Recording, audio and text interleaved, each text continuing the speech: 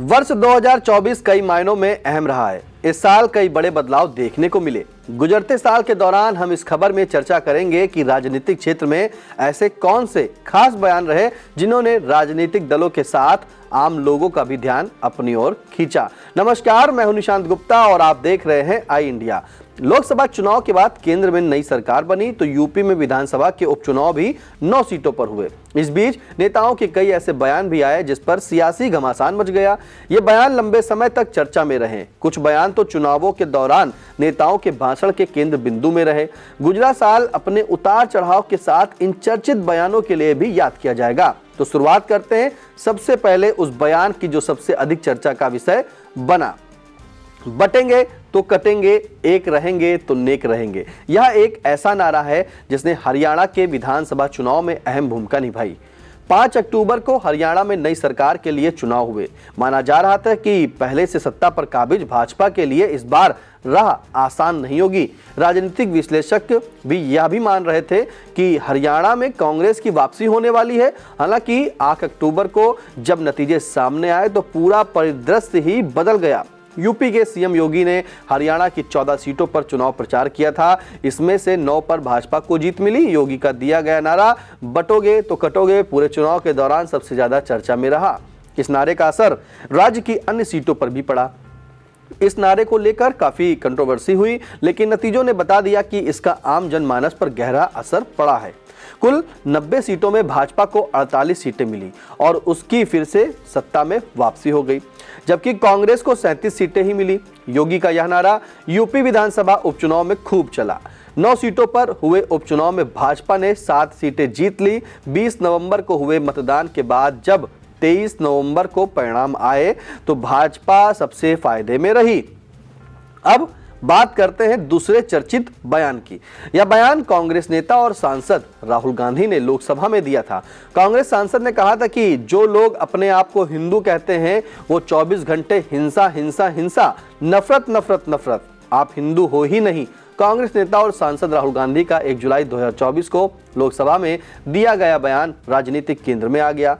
राहुल गांधी ने कहा था, हमारे महापुरुषों ने यह संदेश दिया है कि डरो मत डराओ मत। शिव जी कहते हैं डरो मत डराओ मत और त्रिशूल को जमीन में गाड़ देते हैं। दूसरी तरफ जो लोग अपने आप को हिंदू कहते हैं वो 24 घंटा हिंसा हिंसा हिंसा, नफरत नफरत नफरत, आप हिंदू हो ही नहीं। राहुल के इस बयान के बाद विवाद हो गया। भाजपा ने इसे हिंदू धर्म का अपमान बताया। आगे आने वाले चुनावों में भी ये बयान लोगों को याद दिलाए जाते रहे। अब बात करते हैं सुभाषपा के राष्ट्रीय अध्यक्ष ओम प्रकाश राजभर के एक बयान की। ओपी राजभर ने कहा था कि हनुमान जी का जन्म राजभर जाति में हुआ था। 28 दिसंबर को ओम प्रकाश राजभर एक बार फिर अपने इस बयान को लेकर चर्चा में आ गए। बलिया के चितबड़ा गांव में कैबिनेट मंत्री ओम प्रकाश राजभर ने भगवान हनुमान को लेकर कहा, भगवान राम को अहिरावण उठा ले गया तो राजभर बिरादरी में पैदा हुए हनुमान जी ने बचाया। उन्होंने देवताओं की जाति बताते हुए हनुमान जी को राजभर बिरादरी से जोड़ दिया।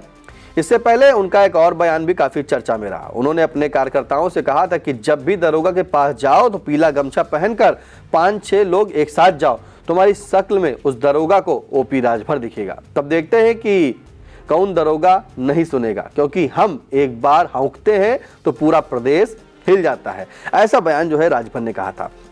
फिर अब जो अगला बयान है वो डिप्टी सीएम केशव प्रसाद मौर्य का है कि उसके बयान की चर्चा करते हैं कि जिस बयान के बाद यह लगने लगा था, जो डिप्टी सीएम केशव प्रसाद मौर्य ने दिया था कि यूपी की राजनीति में बड़ा उलटफेर होने वाला है। दरअसल डिप्टी सीएम केशव प्रसाद मौर्य ने कहा था कि सरकार से बड़ा संगठन।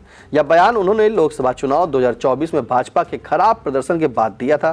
परिणाम जारी होते ही केशव प्रसाद मौर्य दिल्ली रवाना हो गए। यूपी की राजनीति में भूचाल आ गया। यह चर्चा सरेआम हो गई कि भाजपा के अंदर सब कुछ ठीक नहीं है। इसके बाद केशव प्रसाद मौर्य जब तब अपनी नाराजगी जाहिर करते रहे। पार्टी और सरकार की अहम बैठकों से भी केशव प्रसाद मौर्य दूर ही रहने लगे। इस बीच जुलाई में उन्होंने भाजपा ओबीसी मोर्चा की कार्य समिति की इस बैठक में कहा कि सरकार से बड़ा संगठन है, चुनाव सरकार नहीं बल्कि पार्टी का संगठन जिताता है। केशव प्रसाद मौर्य के इस बयान को सीधे तौर पर बगावत माना गया। यूपी की सत्ता में फेरबदल के भी कयास लगने लगे। हालांकि बाद में पार्टी के अंदर छिड़ा यह विवाद शांत भी हो गया। अब बात उस बयान की करते हैं जो काफी चर्चा में रहा, जो संसद में केंद्रीय मंत्री अमित शाह के द्वारा बाबा साहब डॉक्टर भीमराव अंबेडकर को लेकर दिया गया। संसद में केंद्रीय गृह मंत्री अमित शाह के बाबा साहब भीमराव अंबेडकर पर दिए गए बयान पर कांग्रेस ने देश भर में प्रदर्शन किया। बसपा ने भी गृह मंत्री पर निशाना साधा। बहुजन समाज पार्टी के अध्यक्ष मायावती ने उनके भतीजे और बसपा नेशनल कोऑर्डिनेटर आकाश आनंद ने भी सोशल मीडिया प्लेटफॉर्म एक्स पर पोस्ट कर राहुल प्रियंका को आड़े हाथों लिया। आनंद ने लिखा कि करोड़ों शोषितों, वंचितों और गरीबों के लिए बाबा साहब डॉक्टर भीमराव अंबेडकर भगवान ही हैं, लेकिन वोटों के लिए उनके नाम का इस्तेमाल करना आजकल एक फैशन हो गया है। पहले देश के गृह मंत्री अमित शाह ने संसद में उनका अपमान किया, फिर राहुल गांधी व प्रियंका गांधी ने हमारी नीली क्रांति को फैशन शो बनाया। उसके बाद अरविंद केजरीवाल ने बाबा साहब की छवि के साथ छेड़छाड़ की। अब बात करेंगे सपा के राष्ट्रीय महासचिव शिवपाल यादव के उस बयान की जिसने सपा कार्यकर्ताओं में जोश भरने का काम किया। शिवपाल यादव ने विधानसभा के उपचुनाव में नामांकन के दौरान कहा था कि लाल स्याही से नाम लिख ले, सरकार बनने पर सबका हिसाब करेंगे। यूपी विधानसभा उपचुनाव के दौरान 23 अक्टूबर को कटहरी में सपा प्रत्याशी शोभावती वर्मा के नामांकन में सपा के राष्ट्रीय महासचिव शिवपाल सिंह यादव पहुंचे थे। शिवपाल यादव ने जिला प्रशासन पर सीधे सीधे प्रधानों को धमकाने का आरोप लगा दिया। इस दौरान शिवपाल यादव ने कहा, प्रशासन निष्पक्ष और ईमानदारी से काम करे। चुनाव आयोग का भी निर्देश है कि प्रशासन निष्पक्ष रहे। जो अधिकारी ईमानदारी से काम नहीं कर रहे हैं, आप लोग उनका नाम लाल स्याही से लिख लो। हमारी सरकार आने पर उनसे हिसाब लिया जाएगा। यूपी में कानून व्यवस्था ध्वस्त हो चुकी है। लोकसभा चुनाव के दौरान एक और बयान चर्चा का विषय बना। यह बयान कैसरगंज से भाजपा सांसद रहे ब्रजभूषण शरण सिंह ने दिया था। लोकसभा चुनाव 2024 के दौरान 17 मई को केसरगंज से प्रत्याशी अपने बेटे करण सिंह के पक्ष में प्रचार करने पहुंचे पूर्व भाजपा सांसद ब्रजभूषण शरण सिंह का बयान सुर्खियां बन गया। उन्होंने कहा था कि जरूरत पड़ेगी तो आपके लिए लड़ाई लड़ूंगा। इन सारी समस्याओं को देख रहा हूं तो हम चुप बैठने वाले नहीं हैं।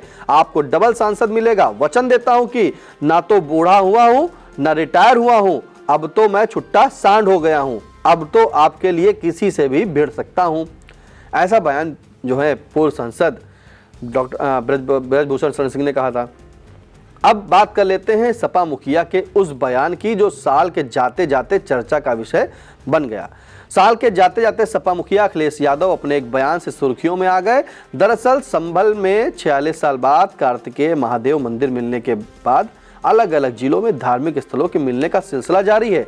इस क्रम में संभल में एक बावड़ी भी मिली, वहां अब भी खुदाई हो रही है। अखिलेश यादव ने 29 दिसंबर को लखनऊ में एक प्रेस कॉन्फ्रेंस की और कहा, मुख्यमंत्री आवास में भी शिवलिंग है, उसकी भी खुदाई होनी चाहिए। अखिलेश यादव ने इस तंज के बाद सवाल उठाया कि राजभवन का कंस्ट्रक्शन इलीगल है, इसका नक्शा किसने पास किया, बताएं। बहरहाल सपा सुप्रीमो अखिलेश यादव का यह बयान कि मुख्यमंत्री आवास में भी शिवलिंग है, उसकी भी खुदाई होनी चाहिए, गुजरते साल में यह बयान चर्चा केंद्र बिंदु बन गया। तो आई इंडिया ने आपको बताया कि किसका बयान इस बार 2024 में चर्चा का विषय बना रहा और गर्मजोशी से चलता रहा। फिलहाल ये नारेबाजी चलती रहेगी और अगर आपको हर खबर से अपडेट रहना है तो आई इंडिया चैनल को सब्सक्राइब करें और फेसबुक पे फॉलो करें, इंस्टाग्राम पे फॉलो करें, क्योंकि आपका पसंदीदा चैनल आई इंडिया अब 200 के पार हो चुका है। और इसी तरह आप अपना प्यार और स्नेह बनाए रखें, क्योंकि साल का 2025 आ रहा है तो सब लोग मिलकर कुछ नया करेंगे।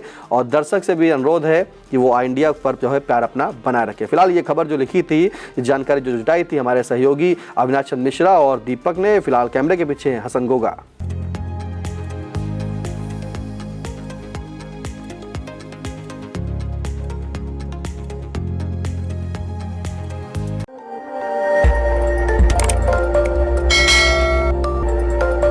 खबर आपकी, नजर हमारी। देखते रहिए आई इंडिया।